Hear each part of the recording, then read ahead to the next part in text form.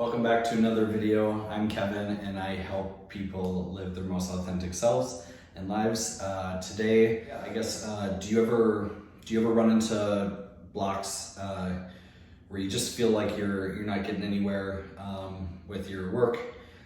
Maybe you're a designer like I am, and you're just really struggling trying to get your stakeholders to see the designs that you're putting forth, and you're just just feeling a little stuck at work, or maybe you feel a little overworked, and that you're not getting the recognition necessarily for the hard work that you are putting in. Those are the types of challenges that I've experienced as a designer, and it's always especially seeing my peers and kind of gradually getting into kind of more senior roles. Just really wanted to ensure that the same types of problems that I was experiencing weren't still problems that other people have been experiencing as well. So that's where I really wanted. That's where I really find a lot of my passion and desire to see to help people be their best selves. So. But yeah, anyway, one of the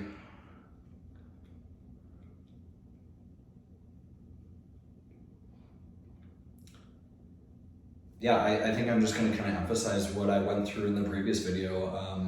I'm going to try to make this one a lot shorter, hopefully keep down to like 5 minutes or so. But yeah, a few years ago, I was the designer. That was really getting stressed out about work. Pretty much every aspect that used to kind of not stress me out really started stressing me out, and it was becoming very crippling for me. It was very hard to work through, and it just didn't feel. I felt like there had to be something else other than what I had. There had to be a greener path, I guess. Unfortunately, when the stress of work had only affected my mood at work and made me a more bitter, a more angry person, which I was normally a very happy, light, energetic, funny, kind of comedic presence. I hope, that wasn't the case anymore. And if it was, it maybe was not in like a very wholesome way to support my peers and my own career. And so, the number one lesson or the number one learning that I remember being really shocked about and really just curious, I guess, it was when I learned about I could go into more topics in other videos, I'm sure, in more depth, but I'm going to reiterate this from the last video, the law of vibration. Some of the law of attraction, law of reflection, but the law of vibration states that we get a reflection in life, a reality of who we are being, that same type of energy that we're being and embodying. So, based off of that, when I was researching Aaron Doughty, was that account was very helpful. He's super inspiring and helpful and informational. So I learned a lot of the details about that and learned that, we're all just a bunch of particles in this three-dimensional space vibrating at a certain rate. So, and you can attract similar energy based off of if you're in a high vibration or a low vibration, and so you're going to attract the type of energy that you are. So if you're vibrating at a lower frequency, kind of like think of like a radio station versus a higher frequency, you're able to tune into different radio stations, right, and hear different music depending on the station. So 93.5 could be one frequency, or 101.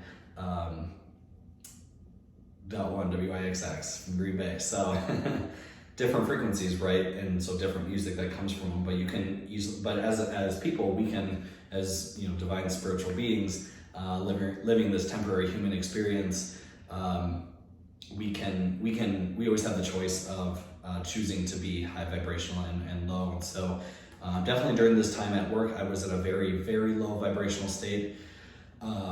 And the only way for me to up that vibration was to learn how to let go of outcomes, things, ideas that I really thought were right. I let my ego maybe take over and maybe kind of cause me stress. especially like when I saw other people doing things, if they weren't doing something that I thought they should be doing, just gave me all the stress in the world. And so that was keeping me in a very low vibrational state. But as I've learned, the more you let go, it's kind of like pushing a buoy underwater. It wants to rise up to the top, but if there's all this weight on top of it, all you have to do is just keep letting, dropping the weight in, it'll start rising to the surface, kind of like a bobber.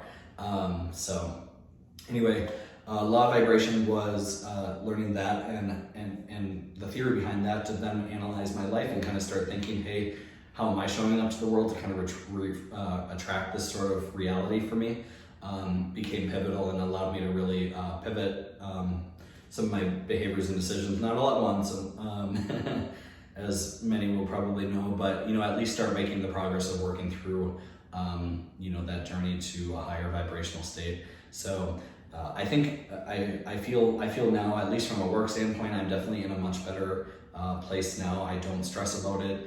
Outside of hours, I don't obsess about it. I wouldn't consider myself a workaholic anymore, other than, I'm trying to take that, I have a passion for working on things and bettering myself. So I'm trying to, kind of channel that into more personal projects and whatnot. So on this YouTube channel, you may see some personal projects every now and then.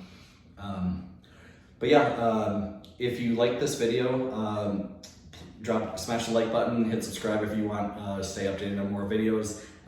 Comment down below if you have any questions, or if you've had any similar experiences or unique insights when it comes to law of vibration and learning to let go sort of things. So future videos, I'll show you some more tips on kind of how I have learned to let go, and how it's helped me accelerate my journey through this process of life. So thanks for watching, and we'll see you next time.